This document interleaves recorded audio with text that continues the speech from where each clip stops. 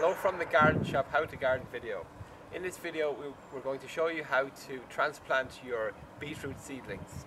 Now we have our beetroot seedlings here. They've been growing in fibre pots and they've been growing in the greenhouse or indoors for the last 4 weeks.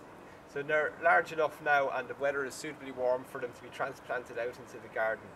So the benefit of a fibre pot like this is that you don't actually need to disturb the beetroot or the beetroot's roots in the process of transplanting, and that's very important for your root crops, to not transplant or not to disturb their roots at all. So what's important also before you transplant your beetroot is that you harden them off in the garden where they're going to grow. So these beetroots have been sitting here for the last 3 or 4 days, and then they've been brought in every night, and now they're ready to be planted out. So with beetroot, you want to space them roughly 10 centimeters apart. So we have a row here of beetroot already growing.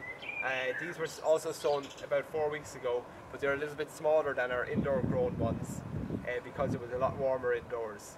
So I've come here now about 10 centimeters on from our previous beetroot, and I'm just going to make a hole. And because this fibre pot is biodegradable, you can actually place the pot directly into the soil. So no need to disturb the seedlings themselves. Okay, so that's the hole is dug now. Before I plant it, I'm just going to look over this pot here, and I'm just going to pick out the 2 of the weaker seedlings that we have here. And that's basically the thinning out. And then I'm just going to place our fibre pot directly into the soil.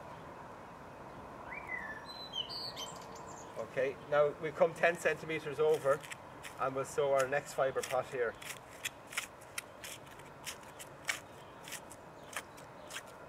So I'm going to dig down and loosen up the soil beneath your fibre pot.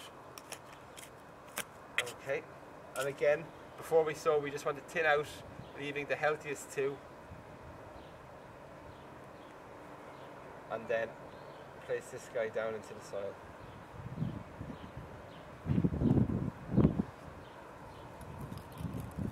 So that's our seedlings sowed. Later we want to make sure that we keep our rows well watered and well weeded. We can also feed our plants with something like a super phosphate, or then just for a general multi-purpose feed, something like a grow more.